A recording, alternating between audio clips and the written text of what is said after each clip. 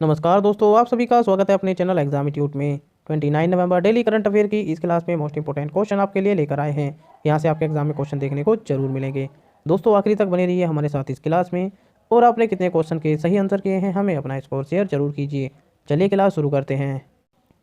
Question number 1, री invest 2020 एक निवेश बैठक जो हाल ही में खबरों में देखी गई थी किस केंद्रीय मंत्रालय द्वारा आयोजित की जा रही है। आपके पास ऑप्शन है इस प्रकार। ऑप्शन ए नवीन और नवीकरणीय ऊर्जा मंत्रालय, ऑप्शन बी भारी उद्योग मंत्रालय, ऑप्शन सी रक्षा मंत्रालय या ऑप्शन डी कानून मंत्रालय। जल्दी से आंसर कीजिए दोस्तों क्वेश्चन नंबर 1 का।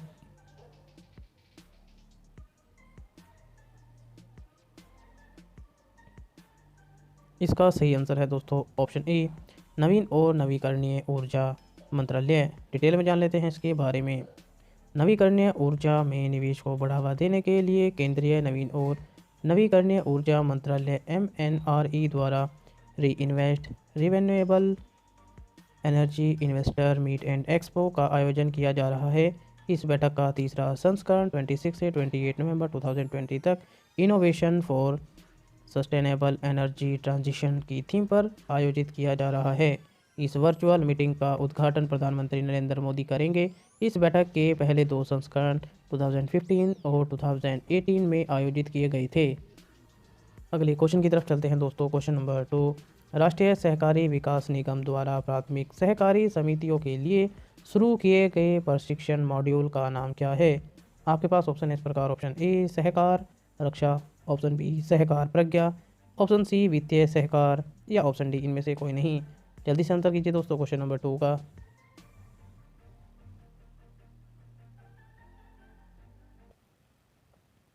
इसका सही आंसर है दोस्तों ऑप्शन बी सहकार प्रज्ञा। डिटेल में जान लेते हैं इसके बारे में। केंद्रीय कृषि मंत्री नरेंद्र सिंह तोमर ने राष्ट्रीय सहकार विकास निगम NCDC द्वारा विकसित 45 नए प्रशिक्षण मॉड्यूल सहकार प्रज्ञा को लॉन्च किया है। यह मॉड्यूल देश के ग्रामीण क्षेत्रों में प्राथमिक सहकारी समितियों को प्रशिक्षण प्रदान करेगा। राष्ट्रीय सहकारी विकास निगम एक वैधानिक निगम है, कृषि और किसान कल्याण मंत्रालय के तत्वावधान में है। अगले क्वेश्चन की तरफ चलते हैं दोस्तों। क्वेश्चन नंबर 3, किस राज्य ने विवाह के लिए गैरकानूनी धार्मिक रूपांतरण पर प्रतिबंध लगाने के लिए अध्यादेश पारित किया है। आपके पास ऑप्शन है इस प्रकार। Option A Gujarat, option B Uttarakhand, option C Uttar Pradesh या ऑप्शन डी दिल्ली। जल्दी से आंसर कीजिए दोस्तों क्वेश्चन नंबर 3 का।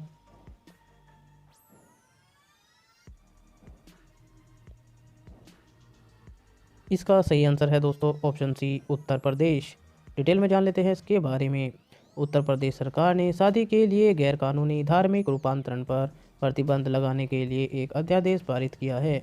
अध्यादेश के अनुसार बल, छल, अनुचित दबाव के माध्यम से शादी करने के लिए गैरकानूनी धर्मांतरण को गैर जमानती अपराध माना जाएगा और इसके लिए अधिकतम 10 साल की कैद और 50,000 रुपये का जुर्माना हो सकता है। अगले क्वेश्चन की तरफ चलते हैं दोस्तों। क्वेश्चन नंबर 4, महिलाओं के विरुद्ध हिंसा समाप्ति के लिए अंतर्राष्ट्रीय दिवस की तिथि को मनाया जाता है। आपके पास ऑप्शन है इस प्रकार। ऑप्शन ए 25 नवंबर, ऑप्शन बी 26 नवंबर, ऑप्शन सी 27 नवंबर या ऑप्शन डी 28 नवंबर। जल्दी से आंसर कीजिए दोस्तों क्वेश्चन नंबर 4 का।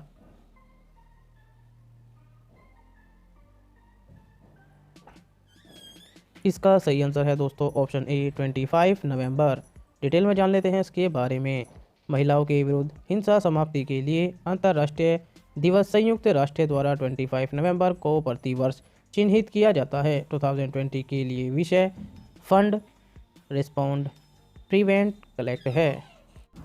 अगले क्वेश्चन की तरफ चलते हैं दोस्तों। क्वेश्चन नंबर 5, उत्तर प्रदेश के सोनभद्र और मिर्ज़ापुर जिले के निवासियों के लिए डैश द्वारा हर घर नल योजना, हर घर में नल का जल लॉन्च किया गया है।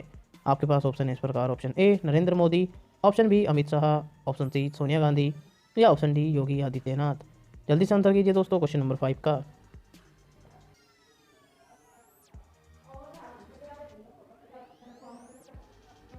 इसका सही आंसर है दोस्तों option A Narendra Modi. Detail में जान लेते हैं इसके बारे में। उत्तर प्रदेश के सोनभद्र और मिर्ज़ापुर जिले के निवासियों के लिए प्रधानमंत्री नरेंद्र मोदी द्वारा हर घर नल योजना, हर घर में नल का जल लॉन्च किया गया है। सरकार पानी की कमी के मुद्दे को हल करने के लिए प्रतिबद्ध थी और इसलिए उत्तर प्रदेश में 5,555 करोड़ रुपए की योजना शुरू की गई थी।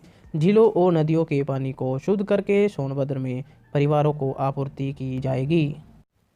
अगले क्वेश्चन की तरफ चलते हैं दोस्तों। क्वेश्चन नंबर 6, इलेक्ट्रॉनिक्स और सूचना प्रौद्योगिकी मंत्रालय ने सूचना प्रौद्योगिकी अधिनियम की धारा डैश के तहत 43 मोबाइल ऐप पर प्रतिबंध लगा दिया है। आपके पास ऑप्शन है इस प्रकार। ऑप्शन ए धारा 70 बी, ऑप्शन बी धारा 69 ए, ऑप्शन सी धारा 26 सी या ऑप्शन डी धारा 69। जल्दी से आंसर कीजिए दोस्तों क्वेश्चन नंबर 6 का।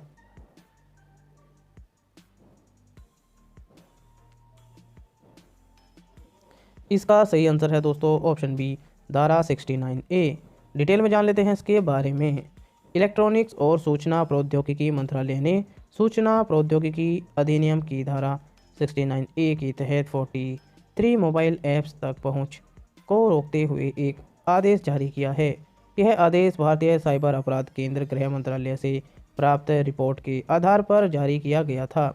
आईटी अधिनियम की धारा 69 ए केंद्र सरकार को यह आदेश देने का अधिकार देती है कि देश की रक्षा, उसकी संप्रभुता और अखंडता, राज्य की सुरक्षा, विदेशी राज्यों के साथ मैत्रीपूर्ण संबंधों के हित में है। लोक व्यवस्था या अपराध करने हेतु उकसाने से रोकने के लिए कुछ वेबसाइटों और कंप्यूटर संसाधनों तक पहुंच अवरुद्ध कर दी जाएगी।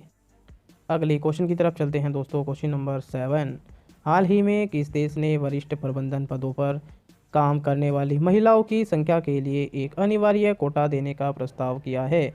आपके पास ऑप्शन है इस प्रकार। Option A Bharat, option B रूस, ऑप्शन सी जर्मनी या ऑप्शन डी अमेरिका। जल्दी से आंसर कीजिए दोस्तों क्वेश्चन नंबर 7 का।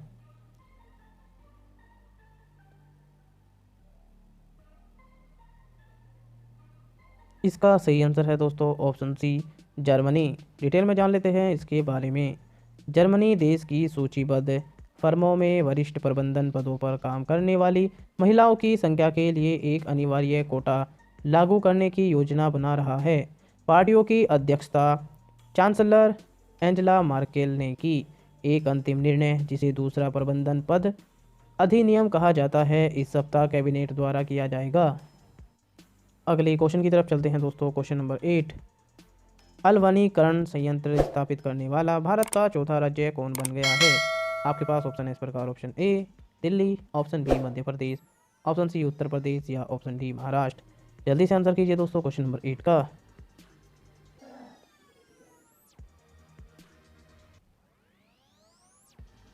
इसका सही आंसर है दोस्तों ऑप्शन डी महाराष्ट्र। डिटेल में जान लेते हैं इसके बारे में। महाराष्ट्र ने मुंबई में एक अलवनीकरण संयंत्र स्थापित करने की घोषणा की है, जो इस विचार के साथ प्रयोग करने वाला देश का 4 राज्य बन गया है। 3 अन्य तमिलनाडु, गुजरात और आंध्र प्रदेश है। इसके 2025 तक पूरा होने की उम्मीद है। अगले क्वेश्चन की तरफ चलते हैं दोस्तों। क्वेश्चन नंबर 9, राष्ट्रीय विज्ञान फिल्म महोत्सव के 10वें संस्करण का उद्घाटन किस राज्य केंद्र शासित प्रदेश में किया गया है? आपके पास ऑप्शन है इस प्रकार। Option A Assam, option B Meghalaya, option C Paschim Bengal या ऑप्शन डी त्रिपुरा। जल्दी से आंसर कीजिए दोस्तों क्वेश्चन नंबर 9 का।